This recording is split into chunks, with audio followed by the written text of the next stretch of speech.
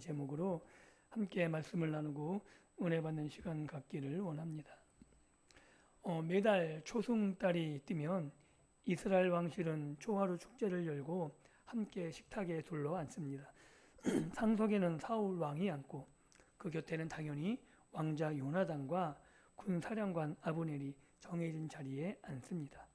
겉으로 보면 질서정연하고 평화로운 식탁입니다. 그런데 그 식탁에 빈 의자가 하나 생겼습니다.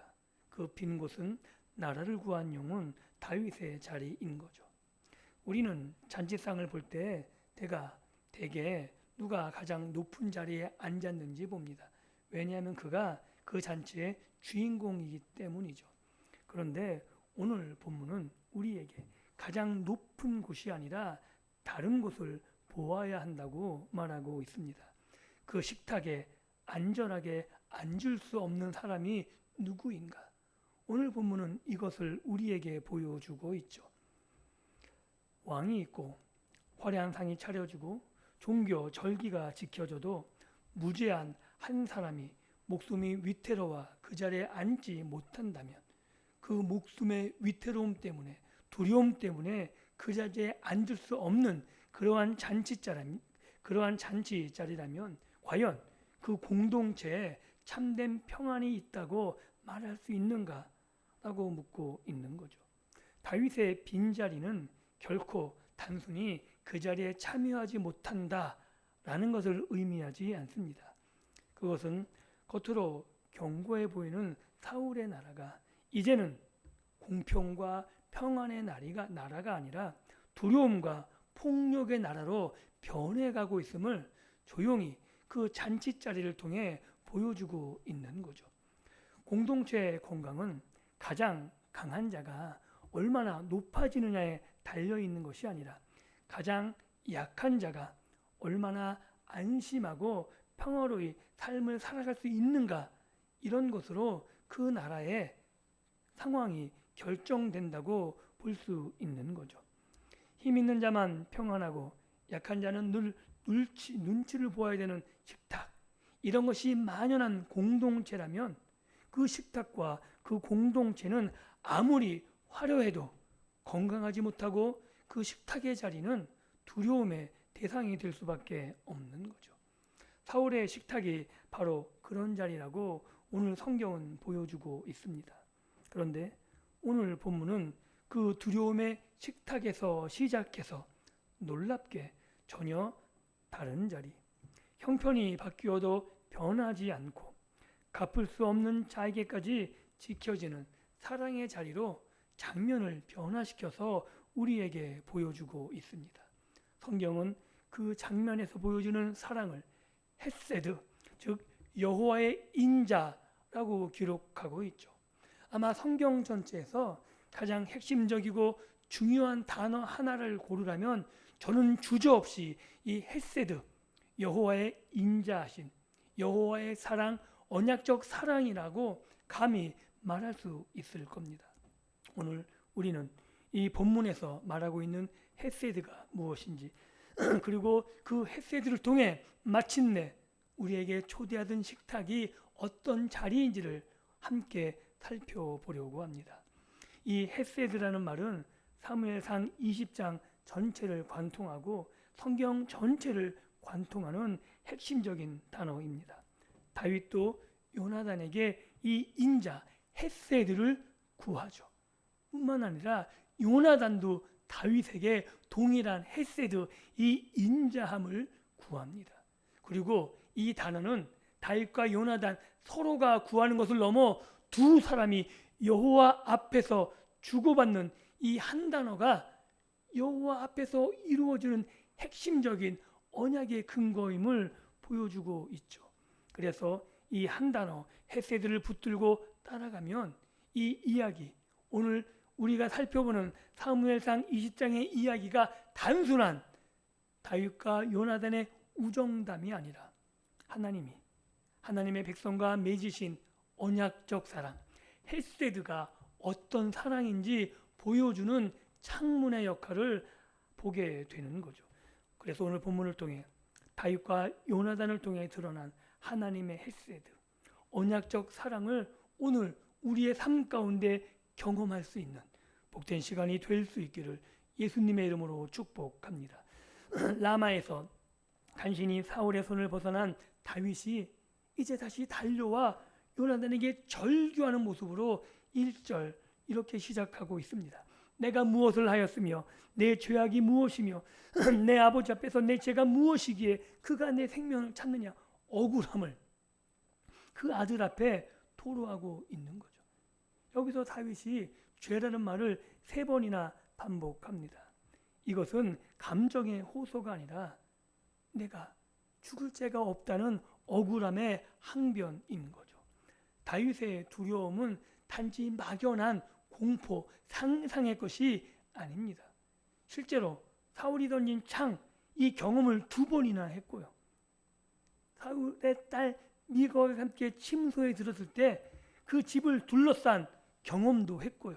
또한 군대가 다윗을 뒤쫓는 그런 직접적인 경험을 방금 전까지 하고 있었던 거죠. 즉 다윗이 요나단에게 고백한 것까지 죽음과 나 사이에는 한 걸음뿐, 즉 죽음을 눈앞에 두고 있었다고 말하고 있는 거죠. 그런데 이런 다윗의 절박한 호소를 들은 요나단이 이렇게 말합니다. 결단코 아니라 내가 죽지 아니하니라. 내 아버지께서 크고 작은 일을 내게 알리지 않고는 행하지 아니하시니 어찌 이 일을 내게 숨기겠느냐. 성경에서 우리는 기록으로 알 수 있듯이 요나단은 다윗을 진심으로 사랑했습니다. 오죽했으면 남녀의 사랑보다 요나단이 다윗을 향한 사랑이 더 승하다고 할 정도로 아빠 사울보다, 아버지 사울보다 다윗을 훨씬 더 사랑했고 자기 권력을 다윗에게 넘겨줄 정도로 다윗을 향한 언약적 사랑은 진심임을 우리는 알 수 있는 거죠. 그렇기 때문에 요나단이 다윗에게 한 말, 내가 죽지 않을 거야. 이 말은 악의적으로 다윗을 안심시키는 거짓말 정도가 아닙니다. 요나단은 이제까지 정황으로 판단하는 거죠. 아버지가 설마 나에게까지 숨기고 다윗을 죽이고자 할 일은 없다. 그런데 이게 가능할까요? 요나단은 자신이 믿고 싶은, 분명히 아버지가 나에게 말을 할 것이기 때문에 내가 충분히 아버지를 말릴 수 있고 내가 아버지 사울에게서 다윗을 숨길 수 있다고 생각하고 있었던 거죠. 그런데 다윗은 아닌 거예요. 충분히 사울이 요나단을 숨기거나 요나단을 제압하고 나서 나를 죽일 수 있다는 실제적인 위협을 다윗은 느끼고 있었던 거죠. 요나단은 자신이 지키고 싶은 것, 자신의 세계관 안에서 평화로운 그림을 보고 있었습니다. 그런데 이 짧은 대화가 요나단의 생각대로 흘러가지 않습니다. 그것은 오늘 우리들의 삶 가운데도 동일하게 펼쳐지는 거죠. 우리는 누군가의 고통스러운 호소를 들을 때 악의가 없더라도 내가 믿고 싶은 내 경험에 의지해서 그냥 그를 위로하는 말을 쉽게 하곤 합니다. 그래서 상대방은 그 소리를 듣지 않고 싶은, 그리고 그 소리에 전혀 위로가 되지 않는 그 말을 내가 악의도 없이 무심결에 하게 된다는 거죠. 그래서 이렇게 보통 말해요. 야, 그럴 리 없어. 야, 그건 네가 예민한 거야. 조금만 생각해봐. 어떻게 그런 일이 가능하겠어? 우리 사이에, 아니면 우리의 생활 가운데 그런 일은 벌어지는 게 아닌 거야. 그리고 조금만 생각하면 네가 그냥 여기 넘어갈 수 있는 거야. 마음을 편하게 생각해. 그러나 상대의 피를 흘리는 현실보다 이런 내가 가진 경험들, 내 생각을 더 높이 둘 때 우리의 어설픈 위로가 상대방을 훨씬 더 위협으로 몰아갈 수 있고, 우리의 말 한마디 때문에 그가 낭떠러지로 떨어질 수 있는 그런 위험한 거래를 우리가 하고 있는 건지 모릅니다. 그래서 우리는 알아야 되죠. 참된 평안은 진실을, 우리의 상황을 외면하는 데서 오지 않는다는 거죠. 곪은 상처를 덮어둔다고 낫지 않습니다. 오히려 아픔을 정직하게 마주하고 직면할 때, 그리고 그 상황을 타개할 방법이 아니면 그 안에서 새로운 길이 열릴 수 있다는 거죠. 결단코 아니라며 서둘러 봉합한 그런 평화는 사실 평화가 아니라 약자에게 침묵을 강요하는 또 다른 무기일 뿐. 성경은 이렇게 그 모든 것들을 그냥 단순하게 펼쳐 보여줍니다. 실제적으로 다윗이 원한 것은 값싼 위로가 아니라 다윗의 말을 들고 그 말 가운데 실제적으로 위협을 타개해 줄, 도움을 줄 수 있는 친구였다는 거죠. 그러나 요나단은 처음에 다윗의 말을 듣고는 그냥 요나단의 세계관에서 펼쳐진 대로, 야, 내가 다 감당할 수 있어, 내가 너 지켜줄 수 있어 라고 말하고 봉합하려고 시도한 거죠. 그런데 요나단은 거기에서 그쳤다면 다윗에게 위로가 되지 않고 다윗의 친구로 남을 수 없었을 겁니다. 그런데 요나단은 거기에서 한 걸음 더 나가죠. 자기의 세계관, 자기가 생각하는 것을 고집하지 않습니다. 다윗이 이렇게 얘기해요. 나와 죽음 사이는 한 걸음뿐이라. 그랬더니 요나단은 자신의 판단을 내려놓고 이렇게 말하죠. 내 마음의 소원이 무엇이든지 내가 너를 위해서 그것을 이루리라. 즉 네가 원하는 것, 그것을 내가 할 거다라고 자기의 행동을 자기 세계관에 두는 것이 아니라 다윗이 원하는 그 일을 하겠다라고 한 걸음 더 나아가는 거죠. 즉 사랑이라는 것은 상대의 고통 앞에서 내가 믿고 싶은 나의 세계관의 그림을 강요하고 그것을 설득시키는 것이 아니라 내가 생각하는 것을, 내가 알고 있는 것이 틀릴 수 있다는 전제하에 상대방이 말하는 진실, 상대방이 원하는 쪽으로 함께 들어가 그와 함께 있어 주는 것, 이것이 진정한 사랑이라고 말하는 거죠. 그래서 요나단은 자신이 알고 있는 것에 멈추어 선 것이 아니라 그것을 딛고 한 발 더 나와 다윗이 원하는, 그리고 다윗과 함께 있는 그 발걸음을 띄워놓았다라고 성경은 말하고 있는 겁니다. 이것이 요나단의 위대함일 수 있죠. 그 위대함은 처음부터 모든 것을 정확히 알고 그것을 주도하는 데 있지 않습니다. 처음에 요나단은 다윗의 말을 듣고 그럴 리 없어 라고 오판했죠. 그러나 그는 자기가 틀릴 수 있음을 인정하고 고통받는, 죽음과 한 걸음뿐 너무나 죽음 앞에 있는 그 다윗의 진실을 받아들이는 쪽을 택하고 다윗이 원하는 그 일을 하겠다라고 한 걸음 더 나아가는 거죠. 그래서 우리도 우리의 신앙 안에서 요나단 같은 선택을 할 수 있어야 되는 겁니다.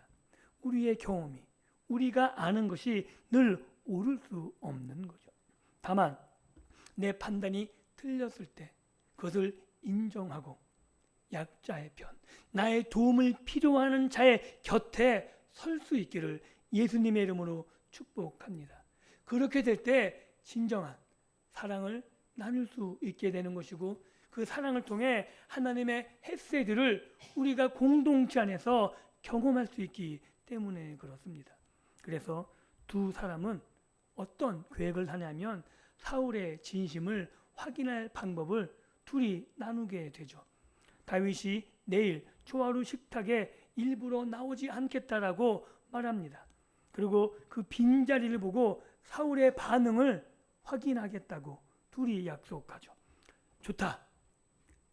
다윗이 빠졌는데 괜찮아 라고 사울이 말하면 죽일 뜻이 없는 것이고, 다윗이 없는 그것을 사울이 못 참고 분하여 화를 내면 죽이기로 마음 먹었다라고 둘이 받아들이게 되는 겁니다. 그래서 다윗은 자기 운명을 통째로 그냥 전적으로 요나단에게 맡기는 거예요. 그러니까 요나단이 거짓을 하지 않겠다는 확실한 믿음을 가지는 거죠. 그래서 8절에 이렇게 청하는 겁니다. 내 종에게 인자하게 행하라. 즉 내가 온전히 너에게 맡길 테니 이제 너의 행함이 너의 인자함에 달려있다. 여기서 인자가 헤세드라는 겁니다. 그래서 헤세드는 그저 친절한 것이 아닌 거죠.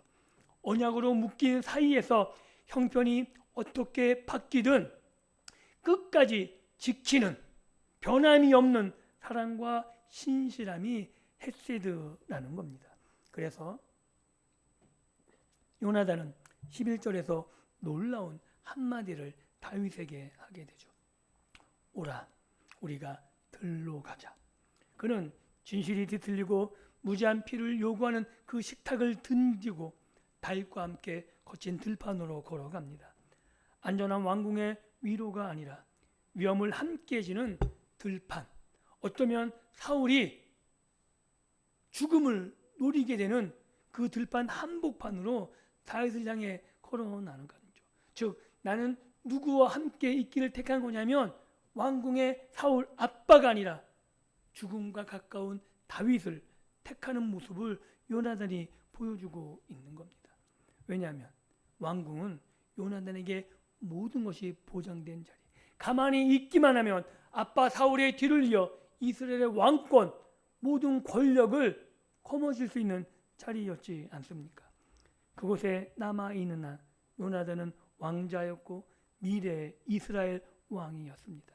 반면 들판은 다윗이 쫓기며 숨어야 되는 불안한 변방.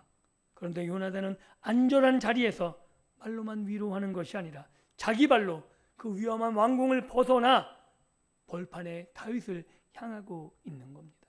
사람은 종종 이렇게 내가 있던 편안한 자리에서 상대가 힘든 자리로 옮겨 서는 것, 이 일을 택하는 것, 이것을 성경은 언약적 사랑, 신실함이라고 말하고 있는 거죠. 들판에서 요나단은 여호와의 이름으로 다윗에게 맹세합니다. 그런데 요나단이 다윗에게 청하는 헤세드, 그 언약의 신실함 내용을 한번 들어보십시오. 14절과 15절에 이렇게 말하죠.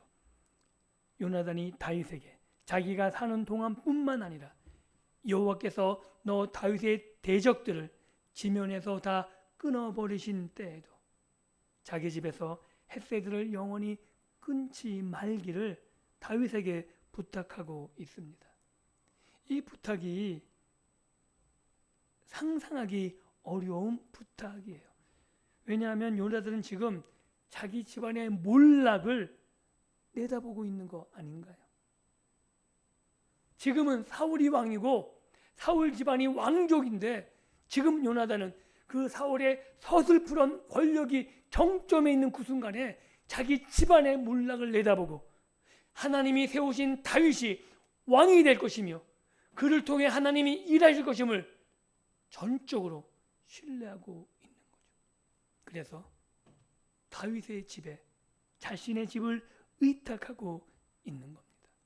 다윗은 왕이 되고 사울도 사라지고 자신도 사라지고 자기 후손이 힘없는 처지가 될 그날, 곧 아무것도 갚을 수 없게 될 그때에도 변치 않는 사랑을, 언약적 사랑을 미리 구하고 있는 거죠.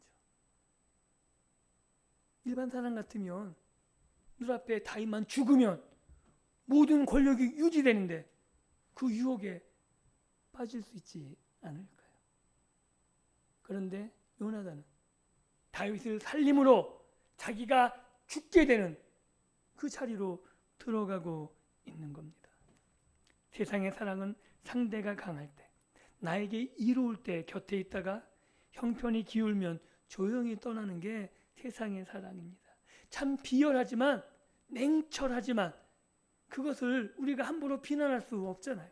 그런데 헤세드는 하나님께서 약속하신 언약적 사랑은 형편이 바뀌어도 남아있고 갚을 수 없는 자에게까지 흘러가는 그런 사랑을 말하고 있는 겁니다. 요나단이 구한 사랑, 헤세드가 바로 그런 사랑인 거죠.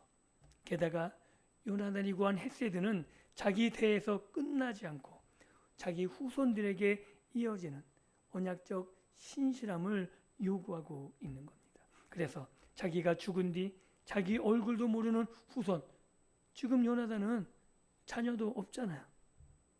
후손도 없어요. 그런데도 자기 얼굴도 모르는 후손이 hil없이 남겨질 그날을 위해 그 미래에 하나님의 언약적 사랑을 다윗을 통해 심어두고 있는 겁니다. 이것은 당장의 요나단의 감정이 아니라 세대를 건너뛰어 열매 맺는 언약의 신실함을 보여주고 있는 거죠. 그리고 우리는 이 심어둔 사랑이, 이 언약적 사랑이 실제로 어떤 열매를 맺는지 훗날 보게 돼요. 그래서 다윗이 요나단 때문에 요나단의 후손들을 살려두고 왕의 앞에서 음식을 먹으며 그들과 함께 살아감을 보여주게 됩니다. 그래서 오늘 이 본문을 통해 우리는 우리의 삶을 돌아볼 수 있어야 되는 거죠. 우리의 인자는 어디까지 흘러가고 있는가? 우리는 흔히 나에게 득이 되는 사람들, 나에게 갚아줄 것이 있는 사람들에게 우리의 머리는, 이성은 자연스럽게 계산하게 되고 합리적인 판단을 하게 되기 때문에 그런 사람들에게 친절을 베풀게 되죠. 그래서 돌아올 것이 없는 사람들, 오히려 나에게 적이 될 사람들에게까지 내가 무엇을 베풀 거는 참 힘들고 어려운 선택이라고 생각합니다. 그의 형편이 기울고 더 이상 나에게 아무 쓸모가 없어지면 우리의 사랑도 식어져 버리기 쉽죠.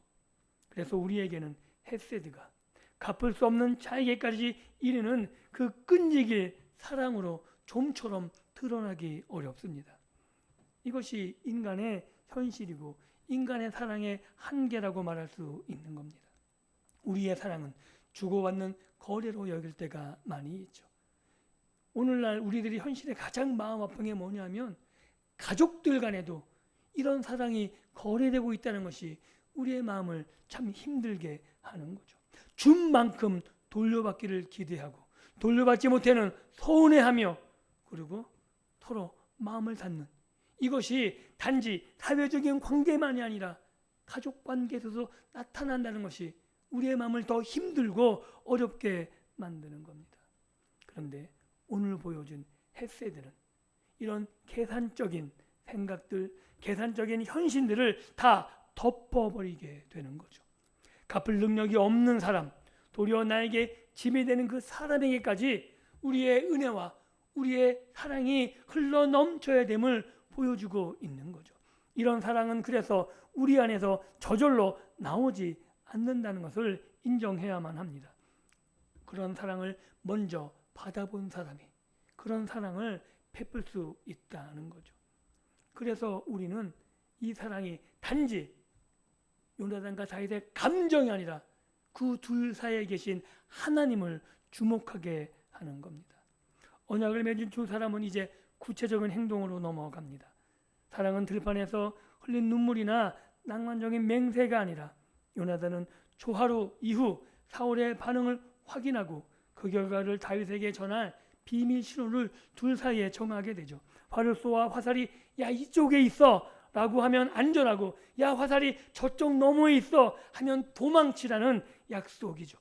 요나단은 기도할게라고 끝내는 것이 아니라 장소를 정하고 시간을 정하고 알아들을 수 있는 신호를 만들어 친구 다윗의 목숨을 실제로 지켜냅니다. 참된 헤세드는 단지 마음의 감동 여기에 머무는 것이 아니라 연약한 자의 생명을 지키는 구체적인 행동으로 이어지는 겁니다.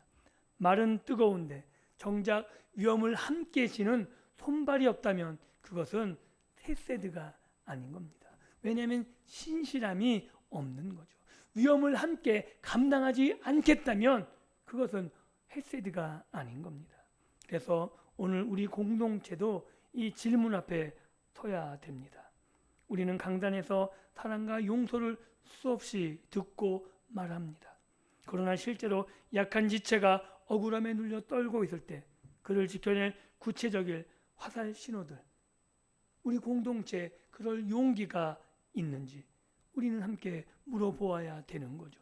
상처 입은 사람이 안전하게 사정을 말할 수 있는 그런 자리가 열려 있을지, 누군가 상처를 안고 떠나야 될 때 정죄 대신 눈물로 배웅하며 그 뒤를 지켜줄 수 있는 그런 신실함이 우리 공동체에 남아 있는지, 언약적 사랑은 고백에 멈추지 않고 연약한 자의 생명을 지키는 구체적인 손길로 함께 해나갈 수 있어야 되는 거죠. 죄를 덮어주는 것이 아니라 그 억울함, 정말 하나님이 함께 해야 되는 그 자리에 함께 울어주고 함께 해줄 수 있느냐, 여기서 그 공동체 사랑의 자리를 확인할 수 있는 겁니다. 그리고 이 모든 약속의 마지막에 요나단은 이제 3절에서 이렇게 선언합니다. 너와 내가 말한 일에 대하여 여호와께서 너와 나 사이에 영원토록 계시느니라. 이 한마디가 이 언약의 헤세드의 중심이라는 거죠. 즉 이 언약을 지키고 보증하시는 분은 연약한 이 요나단과 다윗의 의지와 결단이 아니라 둘 사이에 계신 여호와 하나님이라고 요나단이 말하고 있는 겁니다. 이 사실이 굉장히 중요하죠. 사람의 헤세드는 연약하기 때문이죠. 그 의지를 믿을 수가 없는 겁니다. 왜냐하면 요나단이 아무리 진실하고 요나단이 굳세다 해도 요나단은 얼마 못 가 죽어버려요. 사람이 없는데 그 약속이 어떻게 그 이후에 끝까지 이어집니까? 다윗도 훗날 권력의 정점에서 남의 아내를 범하고 사람을 죽이는 죄에 빠져요. 이렇듯이 두 사람은 사람의 의지가 약하든 환경이 그를 뒷받침할 수 없든 어쨌든 사람은 그 언약을 끝까지 지킬 만한 존재가 아니라는 거죠. 그럼에도 불구하고 이 언약이 깨어지지 않는 이유는 이 언약을 붙들고 계신 분이 사람이 아니라 하나님이시라는 그 사실에 있다는 겁니다. 우리의 사랑이 든든한 것은 하나님 안에 모인 이 하나님의 공동체, 언약의 공동체, 이 사랑이 이 안에서 든든한 것은 우리 공동체의 사랑이 든든하기 때문에, 우리들이 신실하기 때문이 아니라 우리 사이에 서 계신 하나님이 신실하시고 하나님이 한결같으시기 때문에 우리의 사랑이 든든히 세워질 수 있다라고 성경이 말하고 있는 겁니다. 그래서 이 사실이 오늘 우리에게 큰 위로가 됩니다. 우리는 우리의 사랑이 얼마나 자주 식는지를 알고 있죠. 자녀들을 향한 사랑도 식어질 때가 있는 거죠. 뜨겁게 사랑하다가도 자녀가 우리를 배신했다고 느낄 때, 자녀가 우리를 서운하게 하면 사랑이 확 식을 때도 있어요. 그게 우리들의 마음인 거죠. 굳게 다짐한 약속도 몇 달을 못 가고 지키겠다고 다짐했던 마음도 형편이 어려워지면 흔들리기 일쑤입니다.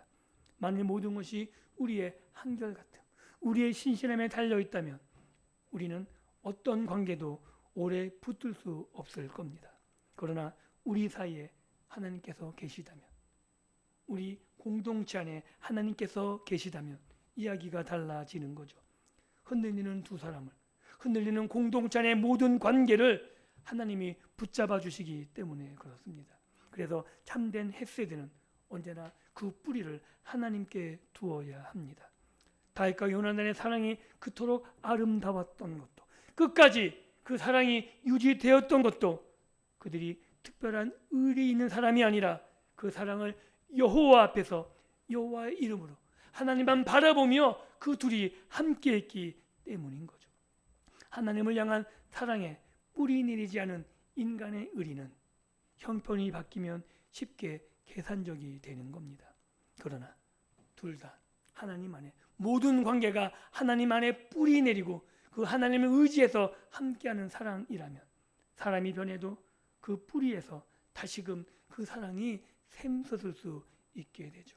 왜냐하면 하나님이 변하지 않으시고 하나님이 신실하게 붙잡고 계시기 때문입니다.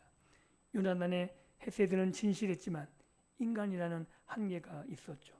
그는 다윗의 죽음을 잠시 늦출 수 있어도 죄와 죽음 자체를 해결할 수 없었습니다. 그러나 이 들판에서 맺은 언약은 놀라운 열매를 맺습니다. 훗날 다윗 왕이 되었을 때 그는 요나단으로 말미암아 그 남은 후손 요나단의 후손을 찾습니다. 그렇게 찾아난 사람이 두 발을 저는 무비보셋, 그를 찾아요. 몰락한 집안, 아무것도 갚을 수 없는 그 무비보셋을 다윗은 자기 왕의 상위에 앉혀 날마다 함께 먹습니다. 무비보셋이 무엇을 잘해서가 아니라 오직 언약, 하나님 안에서 맺은 그 언약 때문에 요나단을 위해서 은혜를 베푼 거죠. 사랑하는 성도 여러분, 이 상이 단지 그냥 요나단에게 베푼 상만이 아니라 다른 한 상을 가르쳐 줍니다. 요한은 예수 그리스도를 두고 그분이 은혜와 진리가 충만해서 이 땅에 오셨다 말합니다. 이것은 히브리어 헤세드가 육신을 입고 오셨다는 선언인 거죠. 여호와의 그 변찮은 인자, 이 헤세드가 사람이 되어 우리에게 오신 겁니다. 그리고 이 땅에 오신 하나님의 헤세드의 결정체인 예수님은 갚을 수 없는 자, 아니 원수된 우리에게 헤세드를 베푸시되 잠시 죽음을 늦추는 정도가 아니라 우리 대신 죽음으로 우리를 영원히 당신의 상에 앉히셨다고 신약 성경은 분명히 우리들에게 말합니다. 즉 우리가 무비보셋이라는 거죠. 다윗 다리를 절며 갚을 것이 없고 마땅히 밀려나야 될 그 상에 앉을 자격이 없는 그 자리에서 오직 언약 때문에, 하나님이 그 아들을 통해 베푸신 언약 때문에 참된 요나단 대신 그리스도로 말미암아 왕의 식탁, 온 우주의 왕 대신 왕의 식탁에 앉은 자들이라고 성경은 우리들을 그렇게 선언하고 있습니다. 그리고 이 언약은, 하나님의 사랑의 언약은 결코 깨어지지 않습니다. 그 사이에 우리의 신실함이 아니라 여호와 하나님이 언약으로 서 계시기 때문에 그렇습니다.